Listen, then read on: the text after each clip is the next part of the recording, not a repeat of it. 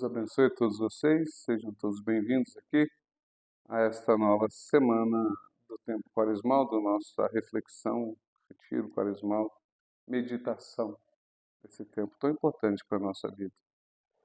E agora com um novo hino, vamos rezar, tá bom? Em nome do Pai, do Filho e do Espírito Santo. Amém. Vinde, Espírito Santo, e enchei os corações dos vossos fiéis, e acendei neles o fogo do vosso amor. Enviai o vosso Espírito, e tudo será criado, e renovareis a face da terra. Oremos.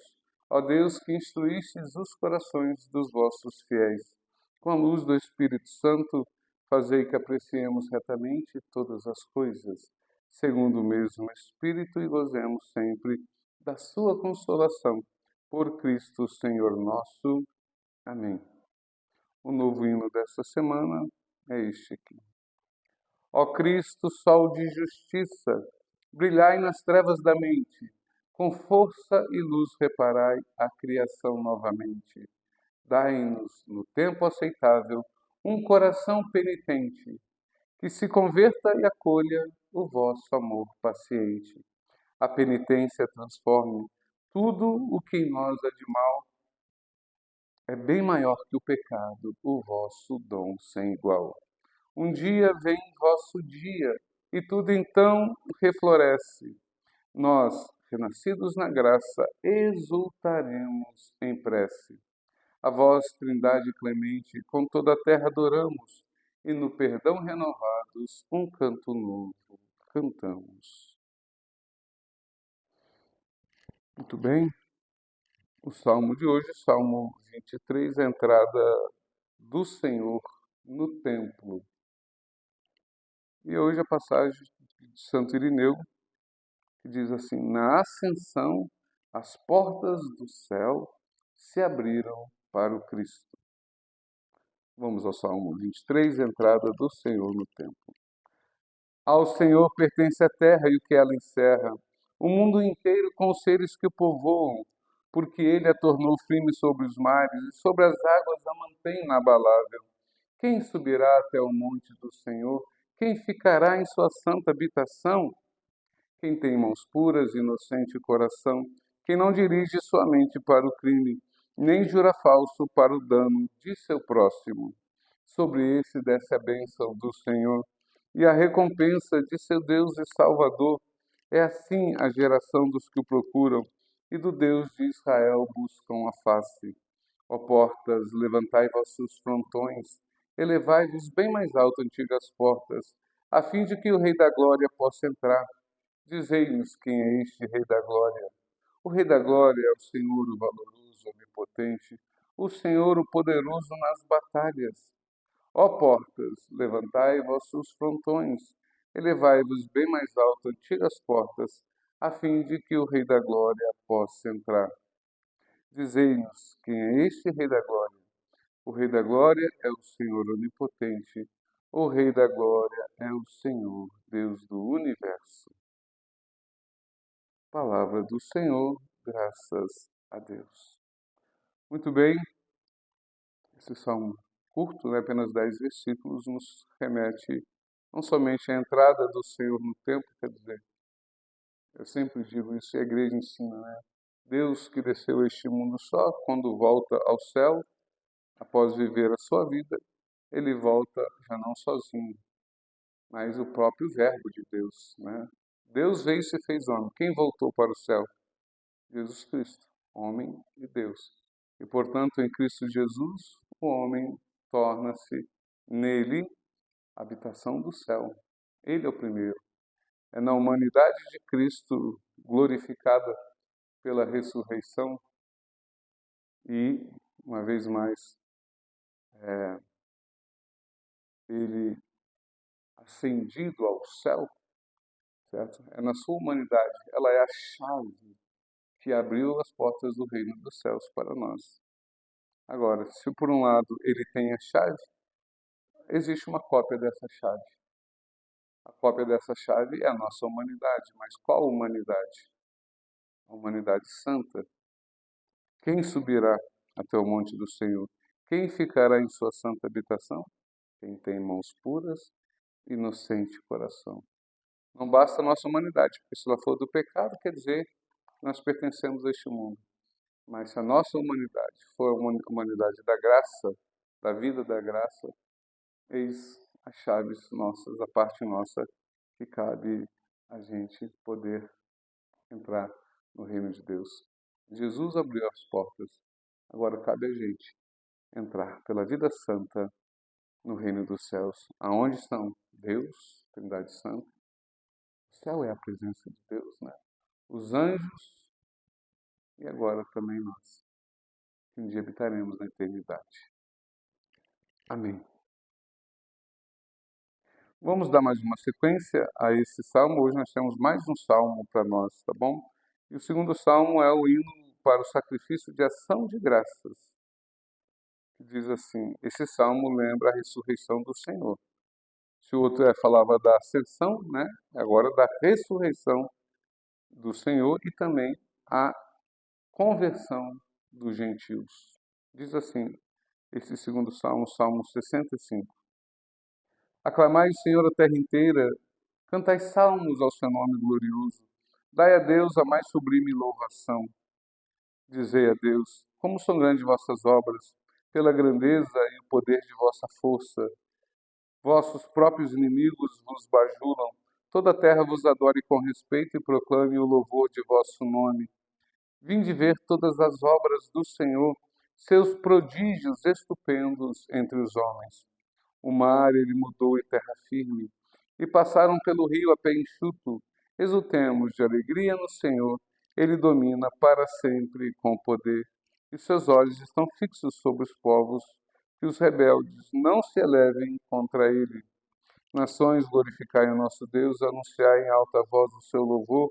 É ele quem dá vida à nossa vida, e não permite que vacilem nossos pés. Na verdade, ó Senhor, vós nos provastes, nos depurastes pelo fogo como a prata, fizeste-nos cair numa armadilha, e um grande peso nos puseste sobre os ombros. Permitistes aos estranhos oprimir-nos. Nós passamos pela água e pelo fogo, mas finalmente vós nos destes um alívio. Em vossa casa entrarei com sacrifícios e cumprirei todos os votos que vos fiz, as promessas que meus lábios vos fizeram e minha boca prometeu na minha angústia. Eu vos ofereço generosos holocaustos, a fumaça perfumosa dos cordeiros. Ofereço-vos novilhos e carneiros. Todos vós que a Deus temeis, vinde escutar. Vou contar-vos todo o bem que ele me fez. Quando a ele o meu grito se elevou, já havia gratidão em minha boca. Se eu guardasse planos maus no coração, o Senhor não me teria ouvido a voz. Entretanto, o Senhor quis atender-me e deu ouvido ao clamor da minha prece. Bendito seja o Senhor Deus que me escutou e não rejeitou minha oração e meu clamor, nem afastou longe de mim o seu amor. Palavra do Senhor, graças a Deus. Muito bem, queridos irmãos, aclamemos também nós o Senhor nosso Deus. Louvemos e bendizemos o Senhor pelas maravilhas que Ele opera em nossa vida. Cantar hinos de louvor e gratidão ao nosso Deus. Proclamar ao mundo as maravilhas, certo? A nossa própria existência, este mundo, tudo que temos. Né? Então, como não louvar a Deus? Como não bendizer seu santo nome? Como não voltar o nosso coração com toda a gratidão de nosso peito por tantas coisas? Nas dificuldades nos amparou, nos momentos tristes nos consolou, né? Nos deu força para caminhar, nos ajuda e nos alimenta cada dia na nossa vida de fé, sempre nos amparando, nos auxiliando. A sua presença junto a nós, quando nós nos abrimos a Deus, é aquela presença que não nos deixa cair, que não nos deixa esmorecer, como um consolo. Não é à toa que nós chamamos do Divino Espírito Santo de Espírito Santo Consolador, porque ele vem em nosso auxílio em todos os momentos de nossa vida. Obrigado, Senhor, te louvamos e bendizemos pelas maravilhas do seu amor. pela obra de suas mãos e por estar sempre tão próximo a cada um de nós, como e quando o invocamos. Bendito seja o Senhor eternamente. Amém. Amém. Vamos à catequese de hoje? Muito bem, a catequese de hoje é lá do século V, certo? Do Tratado sobre os Evangelhos de São João. E a reflexão de hoje pertence a Santo Agostinho. O tema dela é Cristo é o caminho para a luz, a verdade para a vida. Diz o Senhor, eu sou a luz do mundo, quem me segue não andará nas trevas, mas terá a luz da vida. João 8,12. Essas breves palavras contêm um preceito e uma promessa. Façamos o que o Senhor mandou para esperarmos sem receio receber o que prometeu e não nos vir a Ele a dizer no dia do juízo. Fizestes o que mandei para esperares agora alcançar o que prometi? Responder-te-á o Senhor. Diz-me que me seguisses. Pedistes um conselho de vida. De que vida, senão daquela sobre o qual foi dito, em vós está a fonte da vida? Salmo 35:10. Por conseguinte, façamos agora o que nos manda. Sigamos o Senhor e quebremos os grilhões que nos impedem de segui-lo. Mas quem é capaz de romper tais amarras, se não for ajudado por aquele de quem se disse: quebrasses os meus grilhões? Salmo 115:7. E também no outro salmo, é o Senhor quem liberta os cativos, o Senhor faz erguer-se o caído, Salmo 145:7 e 8. Somente os que assim são libertados e erguidos poderão seguir aquela luz que proclama: eu sou a luz do mundo, quem me segue não andará nas trevas, mas terá a luz da vida. Realmente o Senhor faz os cegos verem. Os nossos olhos, irmãos, são agora iluminados pelo colírio da fé. Para restituir a vida ao cego de nascença, o Senhor começou por ungir-lhe os olhos com sua saliva misturada com a terra. Cegos também nós nascemos de Adão e precisamos ser iluminados pelo Senhor. Ele misturou sua saliva com a terra. E a palavra se fez carne e habitou entre nós. João 1,14. Misturou a saliva com a terra como fora predito. A verdade brotou da terra. Salmo 84:12. E ele próprio disse: eu sou o caminho, a verdade e a vida. João 14:6. A verdade nos saciará quando o virmos face a face, porque também isso nos foi prometido. Pois quem ousaria esperar se Deus não tivesse prometido ou dado? Veremos face a face, como diz o apóstolo. Agora conheço apenas de modo imperfeito. Agora nós vemos no espelho confusamente, mas então veremos face a face. 1 Coríntios 13:12. E o apóstolo João diz numa de suas cartas: caríssimos, desde já somos filhos de Deus, mas nem sequer se manifestou o que seremos. Sabemos que quando Jesus se manifestar, seremos semelhantes a Ele, porque o veremos tal como Ele é. 1 João 3:2. Eis a grande promessa. Se o amas, segue-o. Eu o amo, dizes tu, mas por onde o seguirei? Se o Senhor te houvesse dito: eu sou a verdade e a vida, tu, que desejas a verdade e aspira à vida, certamente procurarias o caminho para alcançá-la e dirias a ti mesmo: grande coisa é a verdade, grande coisa é a vida. Ah, se fosse possível a minha alma encontrar o caminho para lá chegar. Queres conhecer o caminho? Ouve o que o Senhor diz em primeiro lugar: eu sou o caminho, antes de dizer aonde deve ir. Mostrou por onde deve seguir. Eu sou, diz ele, o caminho. O caminho para onde? A verdade e a vida. Disse primeiro por onde deve seguir e logo depois indicou para onde deves ir. Eu sou o caminho, eu sou a verdade, eu sou a vida. Permanecendo junto do Pai é verdade e vida. revestido de nossa carne, tornou-se o caminho. Não te é dito: esforça-te por encontrar o caminho para que te possa chegar à verdade e à vida? De certo, não é isso que te dizem. Levanta-te, preguiçoso. O próprio caminho veio ao teu encontro e te despertou do sono em que dormias, se é que chegou a despertar-te. Levanta-te e anda.